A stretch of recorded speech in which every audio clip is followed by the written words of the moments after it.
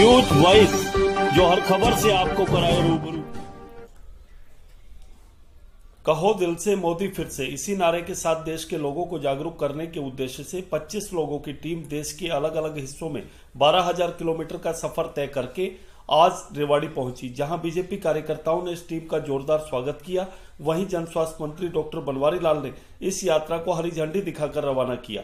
इस मौके पर डॉक्टर बनवारी लाल ने कहा कि जब से देश में पीएम नरेंद्र मोदी के नेतृत्व वाली सरकार बनी है, तभी से देश लगातार उन्नति की ओर अग्रसर है। वहीं पुलवामा अटैक के बाद केंद्र सरकार ने एयर स्ट्राइक करवाकर पाकिस्तान को मुंहतोड़ जवाब देने का काम किया है। उन्होंने कहा कि सरकार में जितनी कल्याणकारी योजनाएं आमजन के लिए लागू हुई है, उतनी पहले कभी नहीं हुई। उन्होंने टीम को शुभकामनाएं देते हुए नरेंद्र मोदी के फिर से प्रधानमंत्री बनने की कामना की।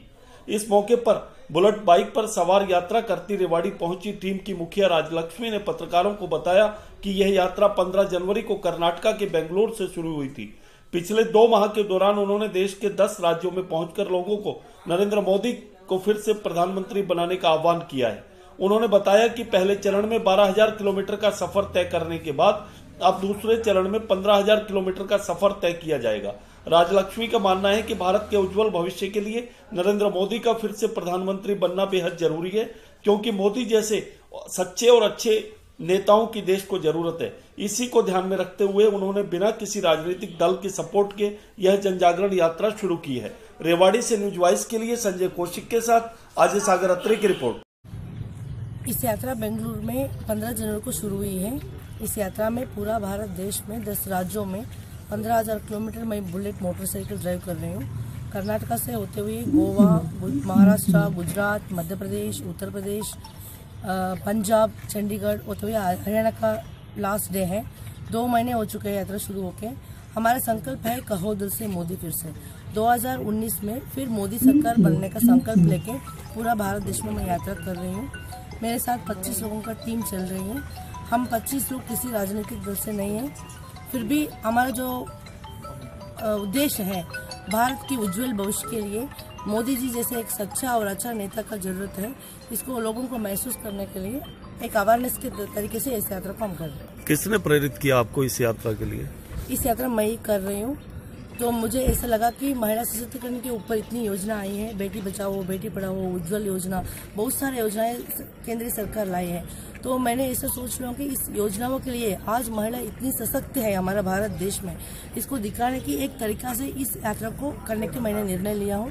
तो मेरा पहले चरण में 12,000 किलोमीटर मैंने पूरा कर चुकी हूँ। ये दूसरी चरण है, इसमें 15,000 किलोमीटर की यात्रा कर रही हूँ। तो ये जो हमारे बहन राजलक्ष्मी जी, जो कि तमिलनाडु से चल करके और पिछले 60-61 दिनों से पूरे देश का जो दौरा कर रही हैं, और माननीय नरेंद्र भाई मोदी ने जिस तरह से देश में जन कल्याणकारी योजनाओं का जो शुरुआत की है और जिससे देश को इतना फायदा हुआ, उन सब का प्रचार प्रसार ये कर रहे हैं। और इससे जो योजनाएं सरकार ने बनाई हैं, उन योजनाओं का आम जनता को लाभ पहुंचे, इनका ये मकसद है।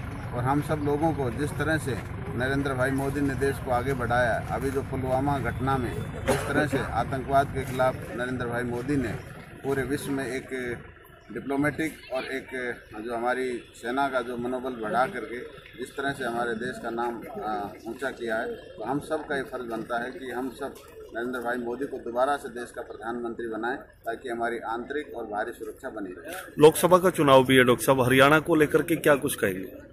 जिस तरह से जनता में जोश है, भारतीय जनता पार्टी के प्रति जो आम नागरिक में जो एक विश्वास जगा है कि नरेंद्र भाई मोदी ही देश को आगे ले जा सकते हैं।